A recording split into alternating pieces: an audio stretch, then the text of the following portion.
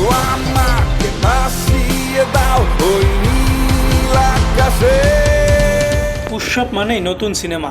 এবারের ঈদেও তার ব্যতিক্রম হচ্ছে না, বরং দীর্ঘদিন পর প্রেক্ষাগৃহে মুখোমুখি হতে যাচ্ছে দেশের দুই জনপ্রিয় তারকা সাকিব খান ও আরফিন শুভ।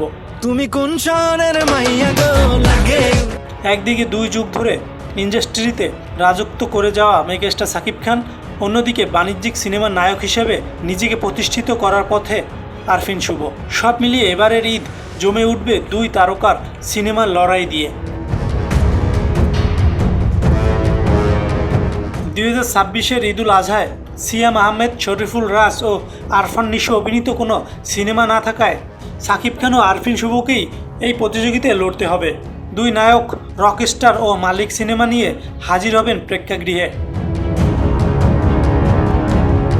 বর্তমানে সাকিব খান ব্যস্ত আছেন রকস্টার সিনেমার শুটিং নিয়ে। খুব শীঘ্রই শেষ হবে সিনেমাটির কাজ। এরই মধ্যে সিনেমাটির টিজার মুক্তি পেয়েছে, এরপর গান আর ট্রেইলার মুক্তি পাবে। সিনেমাটি নির্মাণ করেছেন আজমান রুশো। সাকিব খানের সঙ্গে এতে অভিনয় করেছেন সাবিলা নূর ও তানজিয়া মিথিলা সহ আরও অনেকে। অন্যদিকে আরফিন শুভ অভিনীত মালিক সিনেমা মুক্তির কথা ছিল 2026 সালের রোজার ঈদে, কিন্তু শুটিং শেষ না করতে পারায় সিনেমাটি প্রেক্ষাগৃহে আসেনি।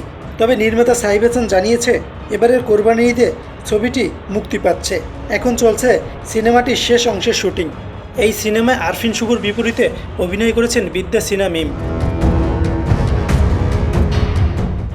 ঈদে সিনেমা নিয়ে মুখোমুখি হলেও ব্যক্তিগত জীবনে আরফিন শুভ ও সাকিব খানের সম্পর্ক দারুণ।